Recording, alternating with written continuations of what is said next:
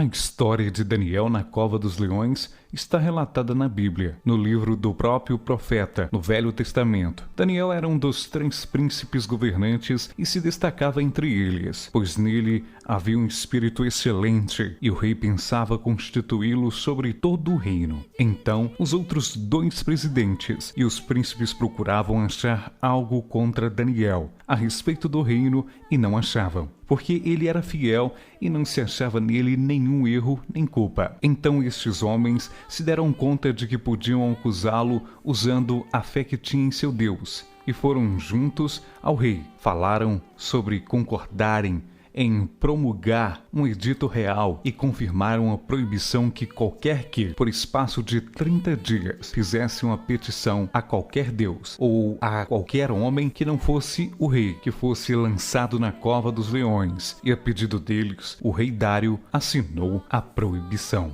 Daniel orava em seu quarto, cujas janelas abertas davam em direção a Jerusalém, 3 vezes ao dia, e se punha de joelhos em oração, dando graças diante do seu Deus, e assim continuou a fazer mesmo após saber que a proibição estava assinada. Então aqueles homens foram juntos e acharam a Daniel em sua casa, orando e suplicando diante do seu Deus. Se apresentaram ao rei e manipularam o rei com argumentos sobre a proibição que assinara. O rei ficou muito penalizado. Em seu coração queria livrar Daniel, mas não poderia. Então o rei ordenou que trouxessem a Daniel e lançaram-no na cova dos leões. O rei, antes que Daniel fosse levado à cova dos leões, disse a ele para pedir ao seu Deus que o livrasse. Naquela noite, o rei se dirigiu para o seu palácio e passou a noite em jejum, e não deixou trazer à sua presença instrumentos de músicas, e perdeu o sono. Logo pela manhã, levantou-se e foi com pressa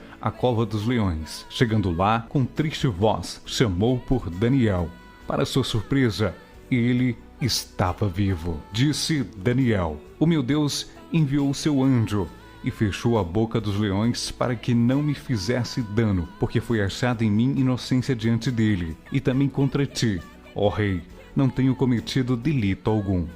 Consta que o rei se alegrou e mandou tirar a Daniel da cova, e ordenou o rei que fossem trazidos aqueles mesmos homens que tinham acusado a Daniel, e eles foram lançados na cova dos leões, e junto com eles seus filhos e suas mulheres, e ainda não tinham chegado ao fundo da cova quando os leões se apoderaram deles e lhes esmigalharam todos os ossos.